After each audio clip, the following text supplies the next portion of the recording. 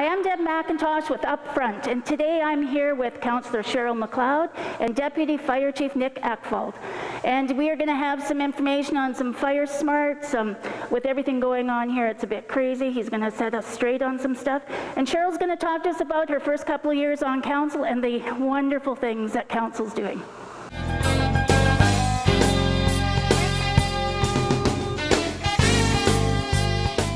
Nick, welcome, and thank you for coming on Up Front. Given the fact that there's fires burning all around us, the smoke is choking us, and it's a pretty sure sign that we need to be fire smart. What is the fire department doing with the City of Castlegar to make sure that us residents are safe? Well, Deb, thank you for inviting me today to speak to you about this. We have a few things that we've done. We have a Fire Smart representative through the RDCK that we've partnered with, a Fire Smart mitigation specialist who does free fire smarting assessments and anybody or any resident in the City of Castlegar.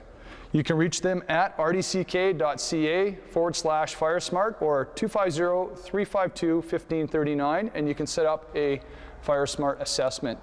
Basically, when fire smarting, what we're asking all the citizens in Castlegar is the Zone 1A, which is basically your house to 5 feet out. If you can remove all combustible materials, i.e. firewood, cushions, any leaves, dry grass, right? If you can have that all pruned back, cut down, well maintained. Cushions, if you're not using them, leave them in a box, you know, in a storage box or in a shed, you know, where if you do need to evacuate, you don't have to worry about that. So 5 feet from the outer wall, that's a pretty big buffer.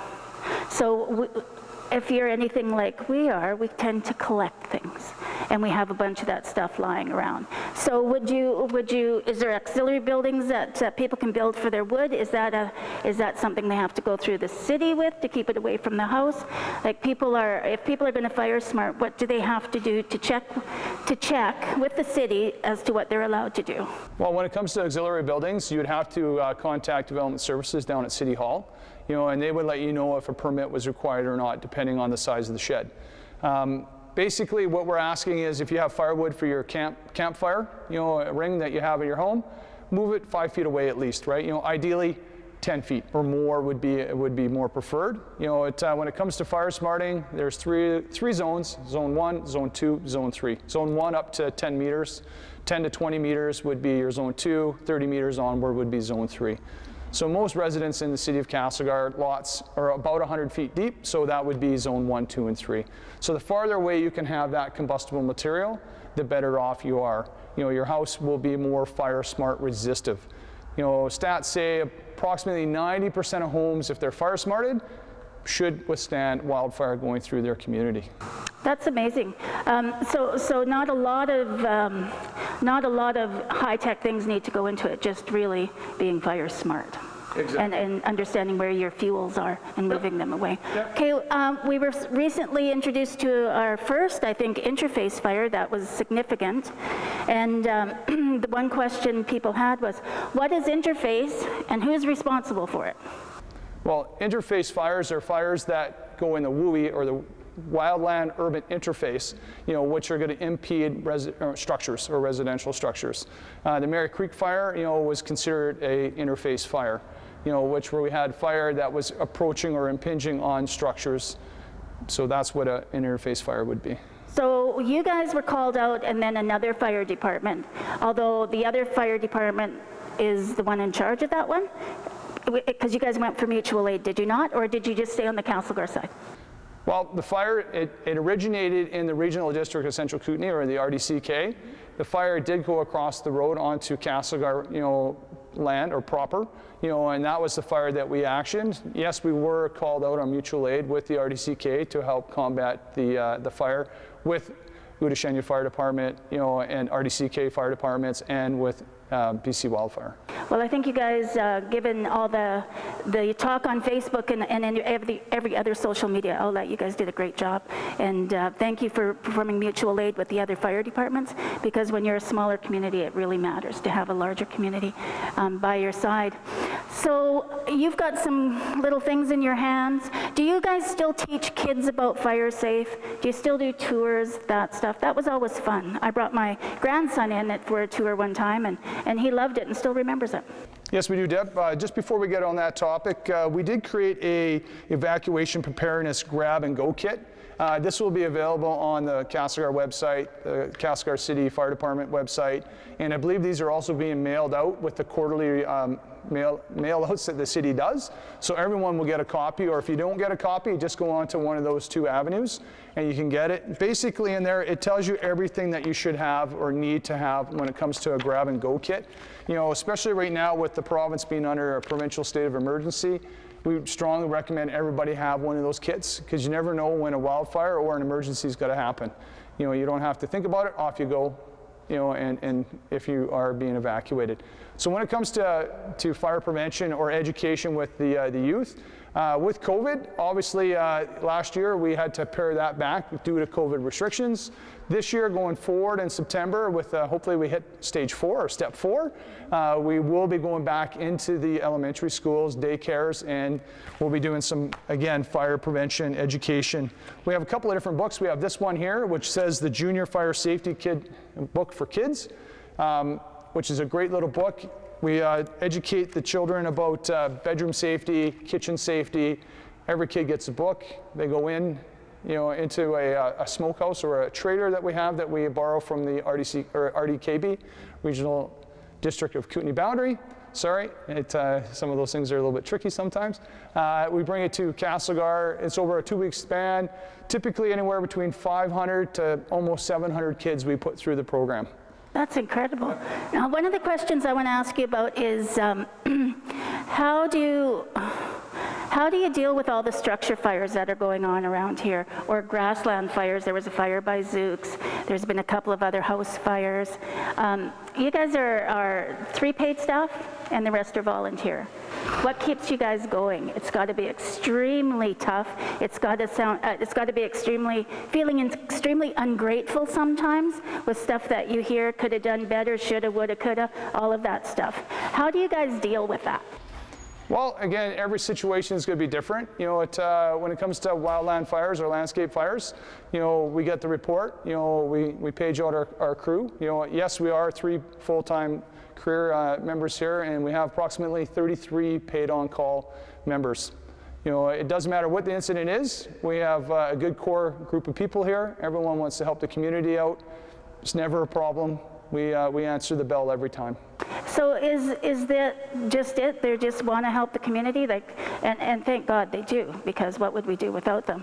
But volunteerism, especially during COVID, has plummeted because of fear of catching COVID, right? So you guys are dedicated and there's no problem, and you keep them rah, and ready to go? The best we can, Deb, for sure, right? You know, it's obviously with COVID that this pandemic has opened our eyes on cleanliness, you know, sanitizing, PPE, right, is bringing us back to the basics that we probably should have been doing all along, which we were doing, but to a greater extent now with COVID. You know, if we're going to a medical call, we're face shields, face masks, gloves, we have gowns, right? You know, it's a full procedure that we do before we even go into the house. So our members, you know, we have, like I said, they want to help the community, and it's never been an issue on asking them to answer the alarm. That's great, because I tell you, it's pretty daunting going out to those calls when you don't know what you're going to get, especially faced with some of the new challenges with now the smoke, with the heat wave, fires burning all around. You guys really are local heroes, and you can't be thanked enough. Going forward, what have we learned from all of this? Is there something going to happen with the overall plan? Are you in council working on your emergency plan to adapt to different things now? Because, well, these are some new things that we've had to face. Well, when it comes to our emergency plan, it's always evolving. It's a living document. So depending on what the circumstance is or situation, you know, this pandemic, obviously we're putting a little tab in there, you know, COVID, you know, and going forward, you know, as that situation arises, we learn from those lessons, and then we make those recommendations. Is there one big thing that stands out right now as to what you have to change a little bit or tweak? Is there something, or have you guys been able to adapt really quickly and it's just standard procedure with a little oomph to it? Well, I think we've been able to adapt. When it comes to the emergency plan, that's actually not my role of expertise. That would be Dwayne Munson, our EPC. He's directly involved and responsible for that. But again, every situation we learn our lessons, and then we put those in the memory bank, for the next time if we do have another emergency. So if somebody wanted to find out what was in the emergency plan, I know there's a bare bones document sort of thing because you can't give the whole thing out. Can people phone here and just ask about, what happens if we're in Lower Kinnaird and something happens? Would Dwayne be able to give them some information on that? Generic information about staying safe? Probably some generic stuff. Again, every situation is going to be different. It depends on the emergency. So it's hard to say, we will do this, this, this, and this, if it was this emergency. So it's hard to tell people. The best thing is just to keep your ears open, and if there is going to be evacuation alerts or orders, we are going to go door to door. We're going to be knocking on those doors. We're going to be telling you, hey, you're on evacuation alert. Here's a document, make sure you have your go and grab bag ready to go. If it's an order, we're gonna go door to door, right? Do you go door to door? We had some people asking that online. How will we know if we're being evacuated? Trust me, you'll know, right? Exactly, we will go door to door. It'll either be the fire department, RCMP, search and rescue, or whoever we can get, public works, right? We will go, physically to everybody's door. We will knock on the door and we will tell you, you need to leave now. You're being evacuated. And it's now. Yeah. Sometimes it could be a tactical decision and it's right away. Ideally we like to do an evacuation alert, give you a little bit of time to prepare. But again, every situation or every emergency is different. So we try to do our best to give you as much time as we can, but sometimes that does not happen. Well, I want to certainly thank you for coming here and speaking to me today and making the fire hall open to us, giving us this information, and thank you for everything you do and your crew. Please send our thanks to them, and I hope to have you back on again sometime soon. Thank you very much, Deb, and I will pass that information on.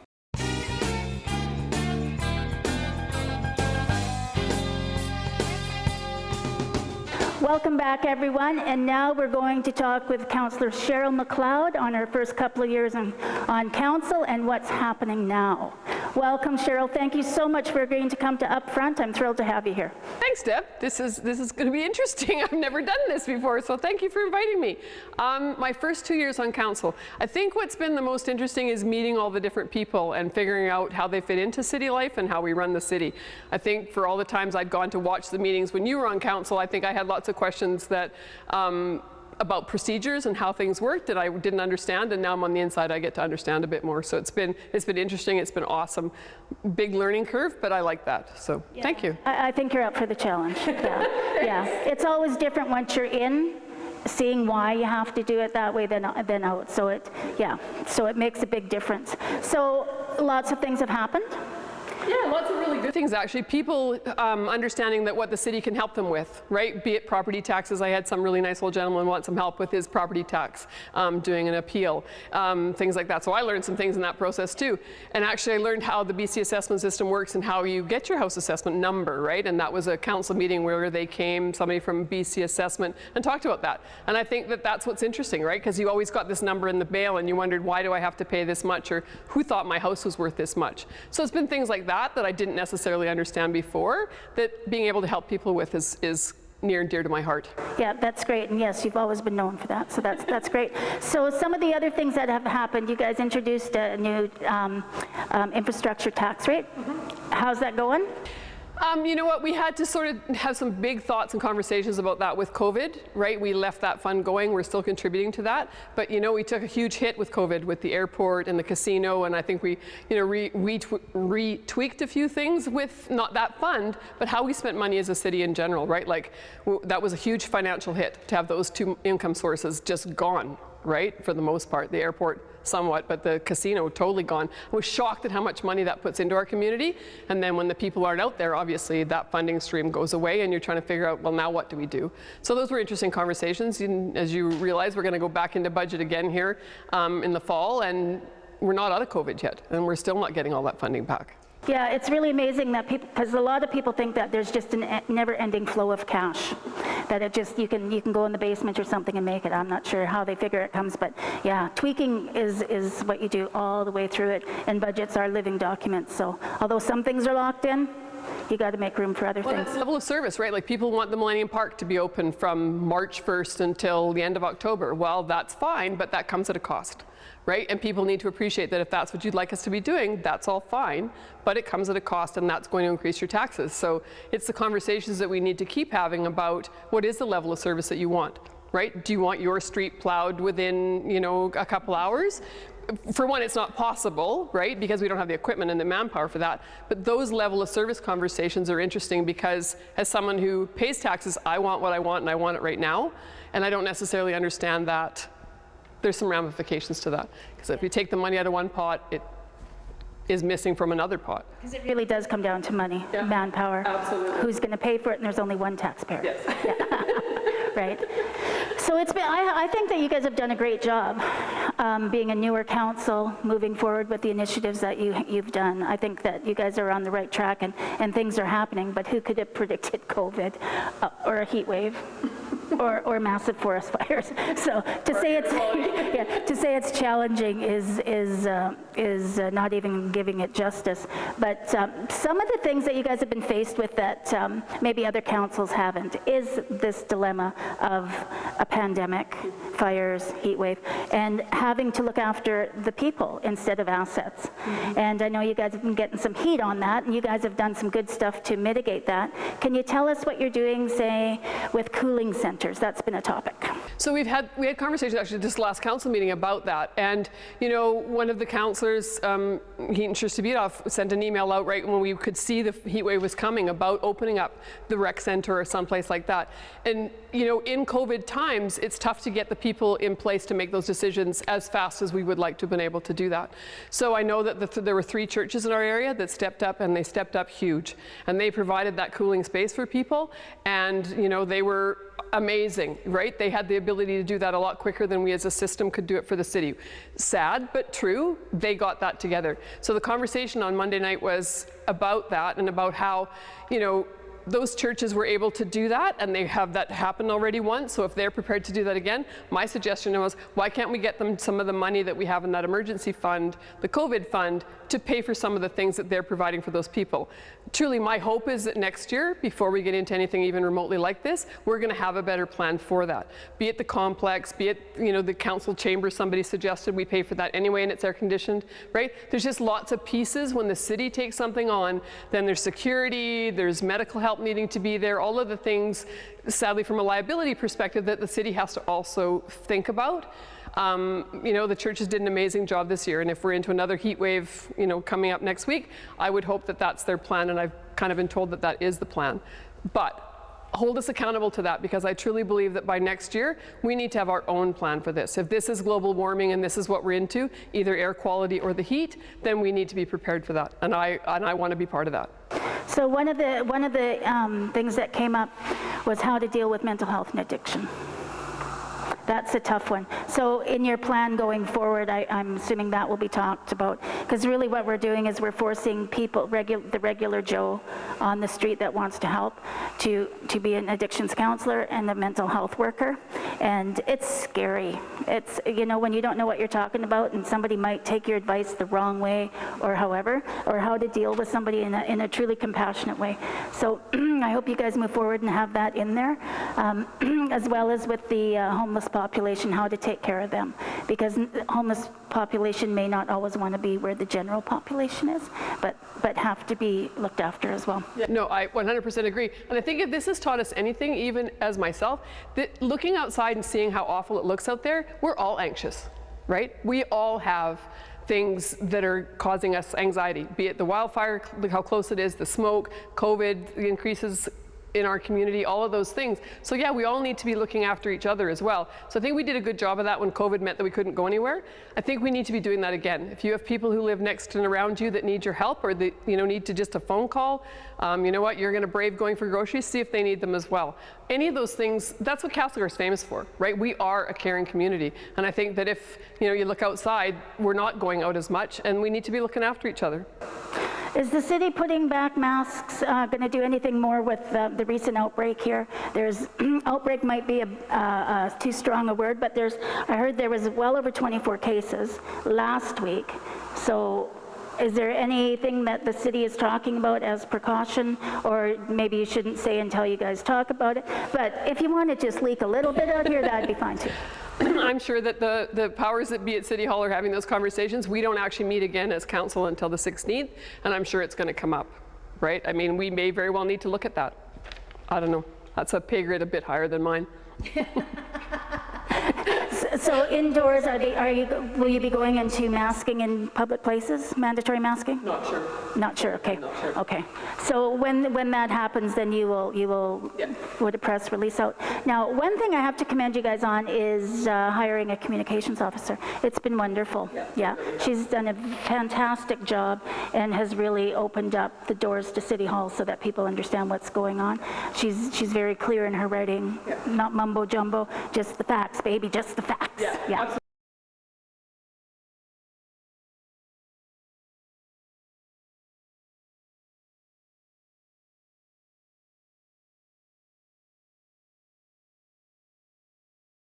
You're going to get this sheet, and the one you're going to get is a lot prettier than mine.